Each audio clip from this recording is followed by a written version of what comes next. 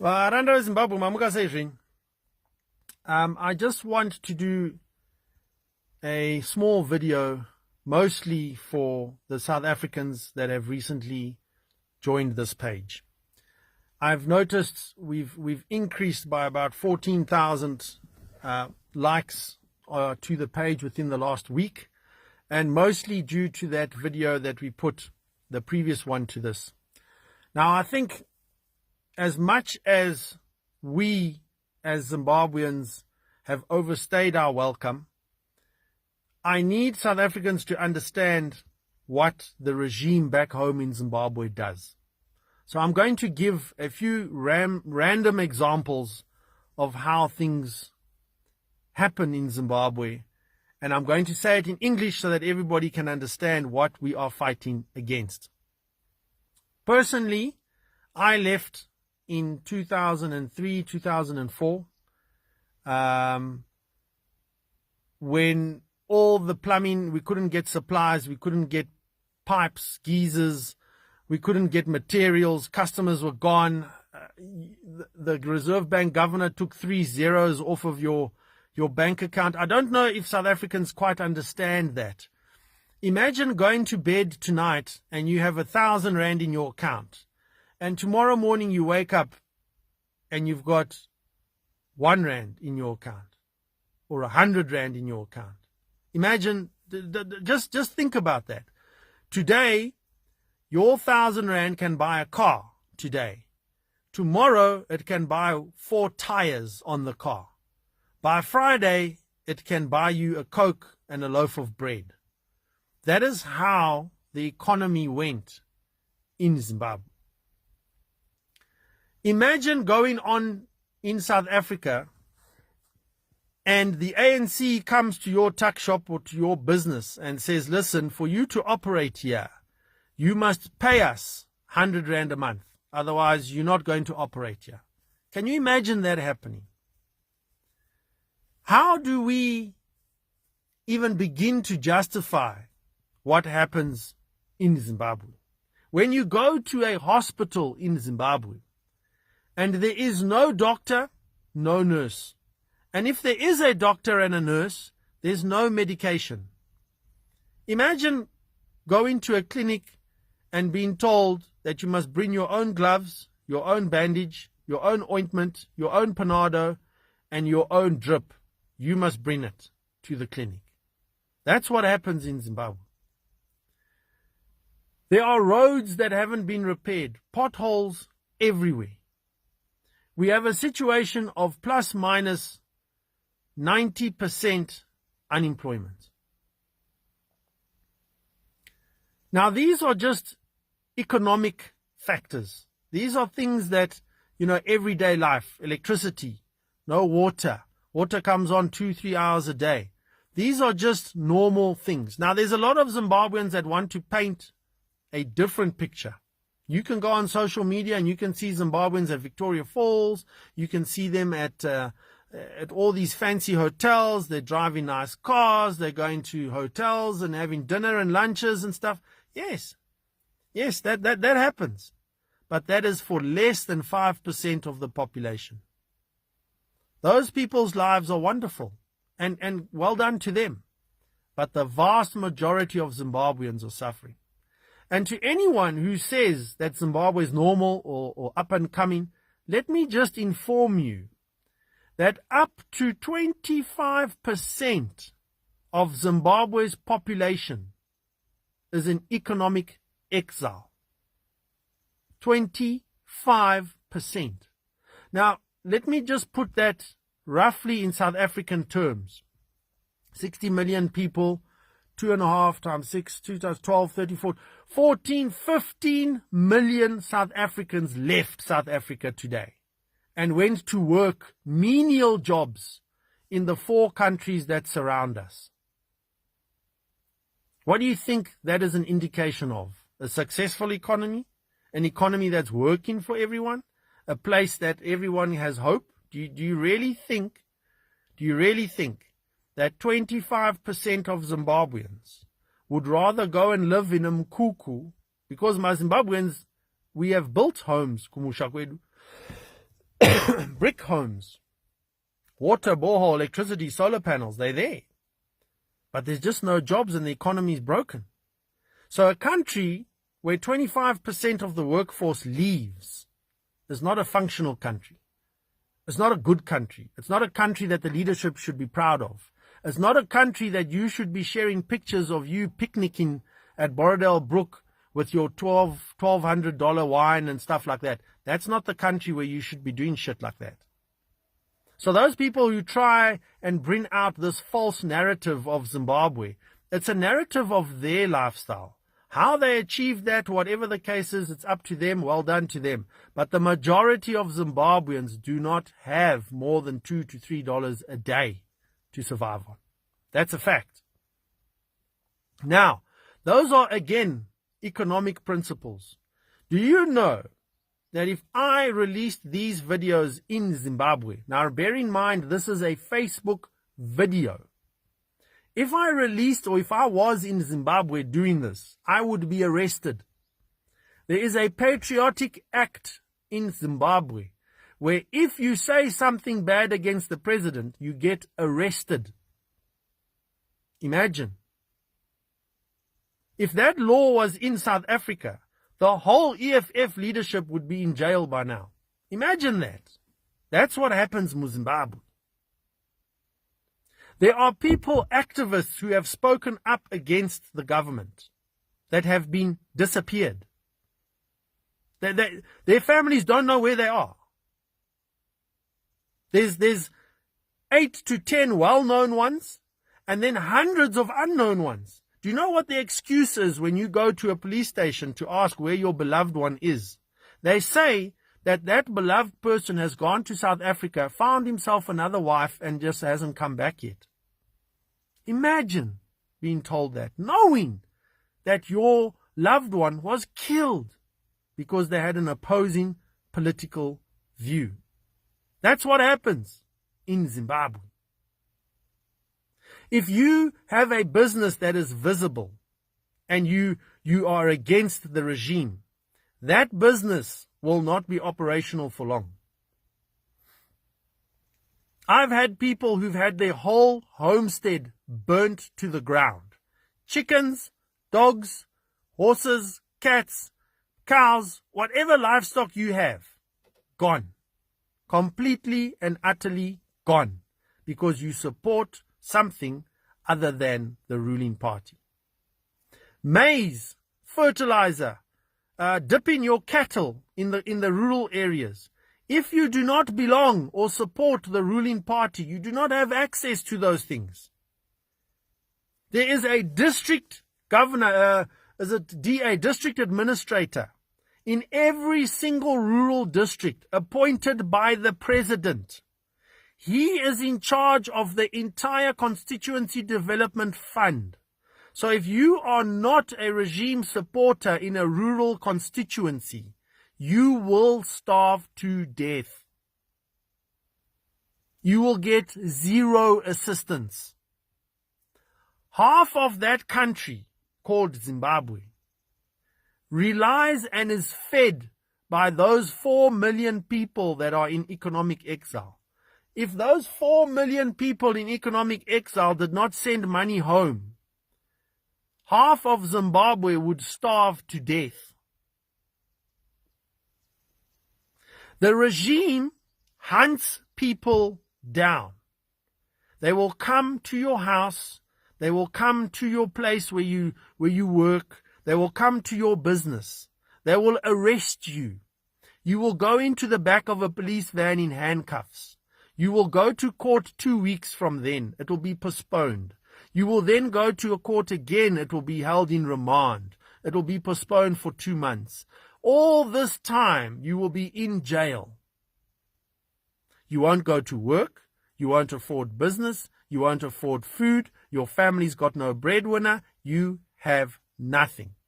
And need I try and explain what the conditions of Zimbabwean prisons are?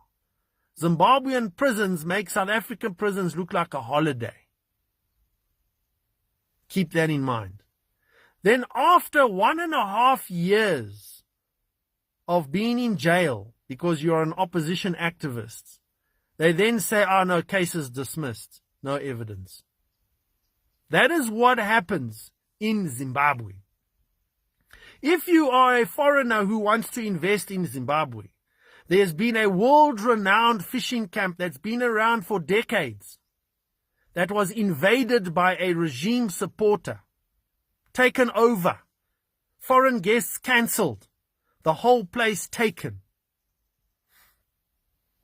There are farms being invaded now. Pieces of land that were previously given to peasants has been taken back with those people being forcibly removed.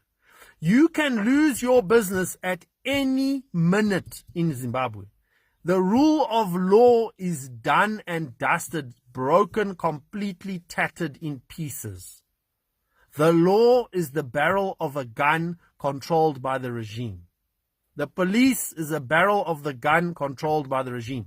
If you go and report that you were beaten by regime members at the police station, you are arrested. Let that sink in again. You, the victim, are arrested at the police station in Zimbabwe for reporting that you were beaten. If you are an investor, the only investors that are in Zimbabwe are people that have protection from the generals, the army, the police, or the political elite. That's it. There is no big business in Zimbabwe that is operational without giving the regime something. A percentage of profits. One of the regime's members is on the board.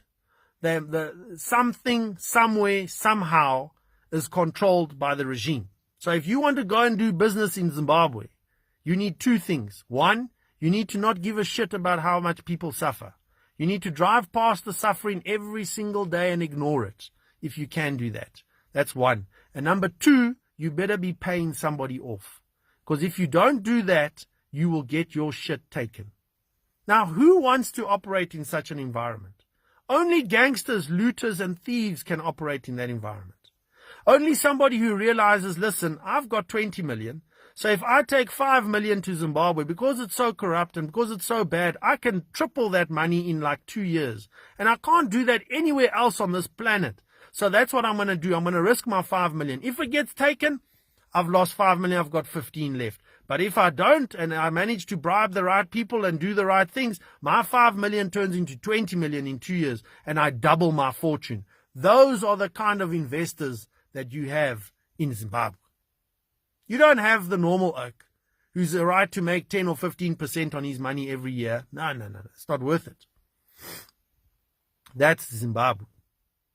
So I want everybody to understand where Zimbabweans have come from. What we have to put up with is not normal. This is not normal. You cannot go and open a political party in Zimbabwe and just campaign. You will be stopped to campaign. You cannot meet and do your political things. You can't do that. It's not allowed. These are things that are facts in Zimbabwe. So before you say, makwere kwere, zokai kumba, yeah, abahambe, what, just realize what we are going through and what we are doing. And what also must be stated categorically is that the whole southern region leadership, barring probably Botswana, have supported the Zimbabwean regime on many occasions. The South African government supports the Zimbabwe regime. They pretend like none of this is happening.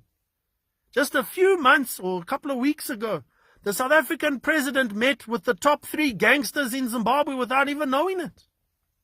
These are facts. These are things that need to be spoken about. This is what Zimbabwe is up against. Yes, it's South Africa.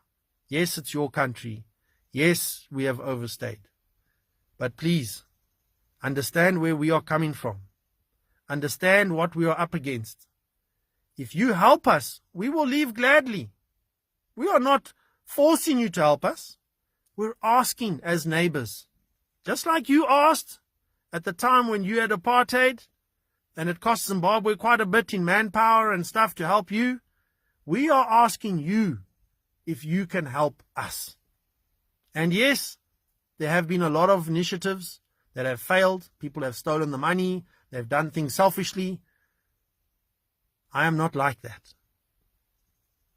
I am different. We are setting up a government in exile to remove the regime back home. We will make announcements on this as and when it happens. And we ask, please, humbly, we ask for any South African who feels it within themselves to help us to help ourselves. We don't want handouts. We just want to remove that regime in Zimbabwe. And we will end up doing that. By hook or by crook, it will happen. But I just thought I needed to say this so that those who have joined the page from South Africa, who I really appreciate, thank you so much for liking the page. I just needed you to have some context. What I have mentioned are just a few things.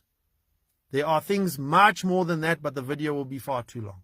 Just as a warning, I might be swearing a lot in this video. And I'm going to try and keep it in English as well, so that it goes to a lot of audiences and you can share it. I'm going to say some things today that might upset a few people. And, some people might not want to follow me or support us, but the truth is I've never really chased likes. I've always chased the truth. And this is something that Zimbabweans need to hear. The country as a whole and what's happening, from the Constitution Amendment to the fact that there was a former president's son who shot someone, we all know the true story here, was greeted like a hero back in Zim, where the current government is glorifying gangsterism and looting and thieves. We have a situation where someone is money laundering. There is evidence, clear evidence. Nothing is done. The South African side is where something was done, but the anti-corruption unit in Zimbabwe completely and utterly useless. We have a situation where a president carries 10,000 cash in his pocket and pulls it out at a rally and gives people $100 notes for their performances. We have a case of people giving or getting cash. Are they declaring that cash as an income? Is Zimra aware that these people haven't paid taxes on this money? It's like Zimbabwe is a joke. And this is happening in full view. We have processes where people are put in jail for nearly 2 years without any case brought against them. We have situations where people are being given mics are taken away when they are talking at the constitutional amendment process. Clearly people being bussed in, the same people at different meetings all the time. There is an absolute joke is what Zimbabwe has become. And we are sitting here and watching this happen in real life, in real time. We are sitting here. We as Zimbabweans, there is no money in hospitals and schools, but someone has 150 grand US dollars, 2-point-something million rand spent on a car and money for fuel. But now I don't know what people are thinking, and I have to pick certain groups, and I'm going to pick them. Now, we had people that owned land. Now, a lot of people think that this only affected white people. There were farm managers who were black. There were other farm owners who were black but supported the opposition. There were farm workers who were black.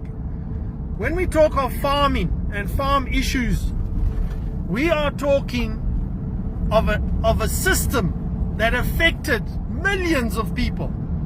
Yes, the former farmer, the person who owned the property, put money in the property, borrowed at the bank for the property, yes, he suffered the most.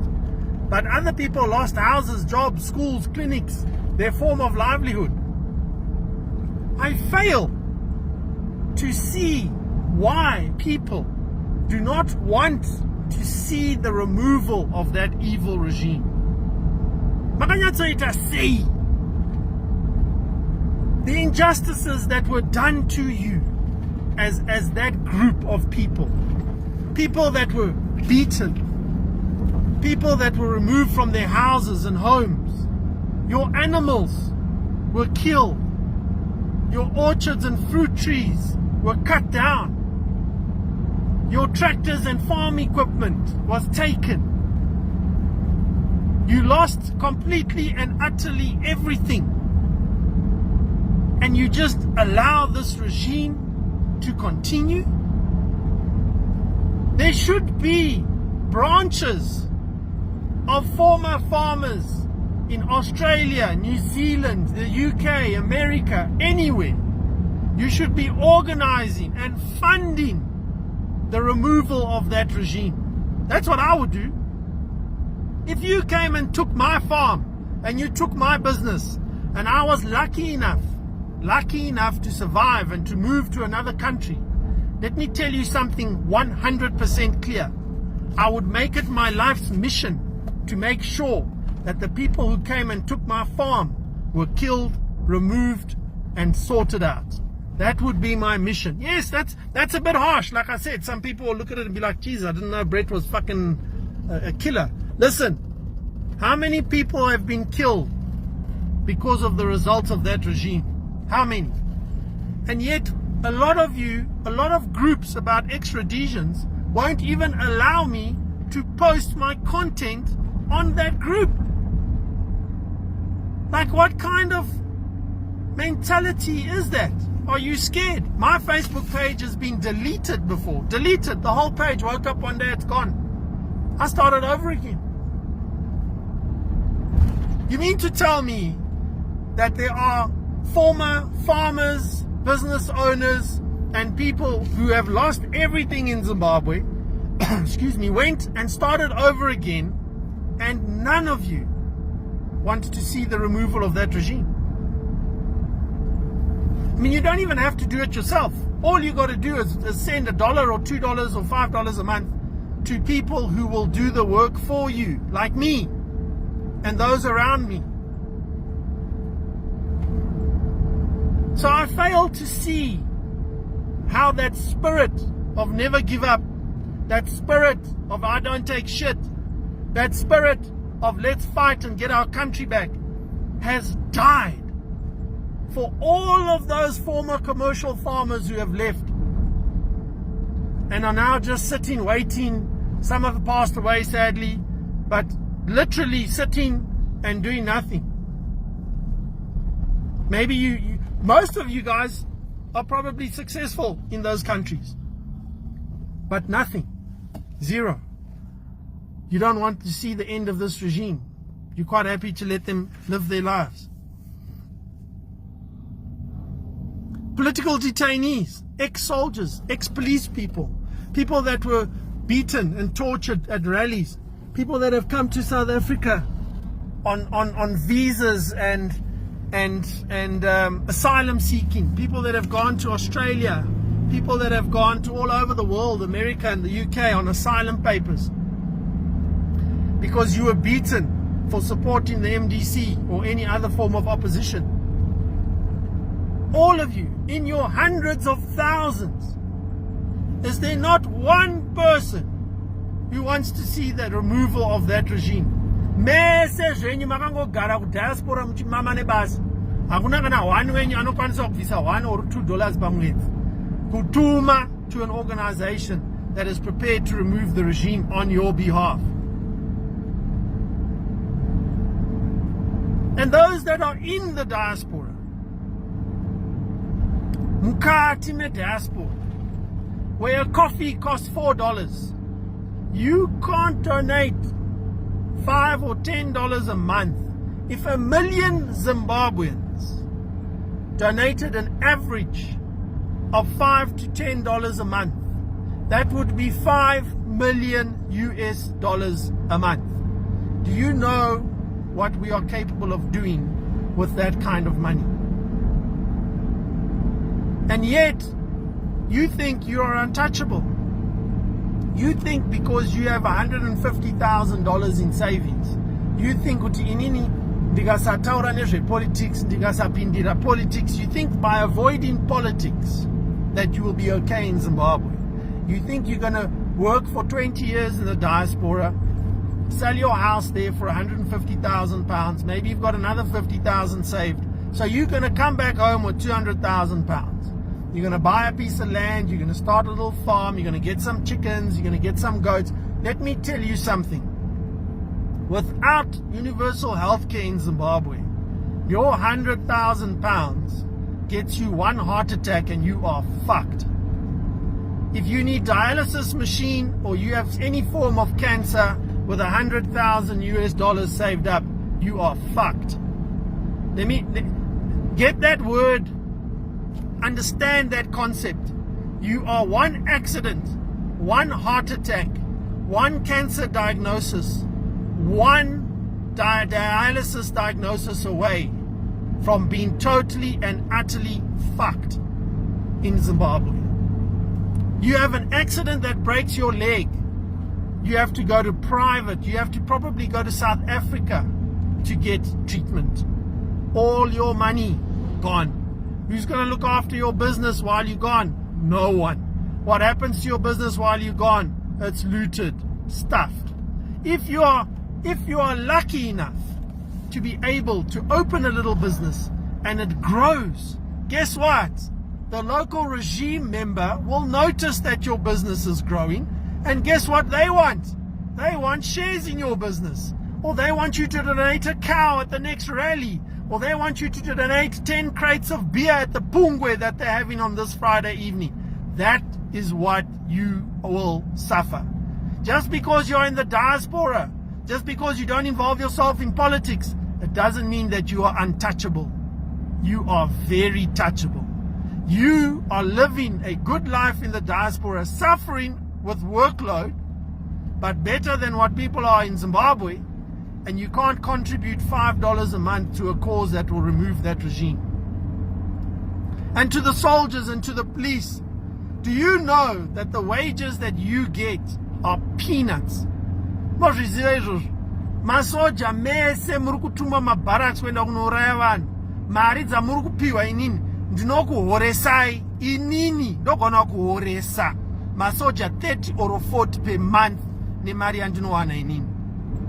Ndokuhoresa inini apa uri kunzi uri musoja, uri mu-CIO, you are a police officer.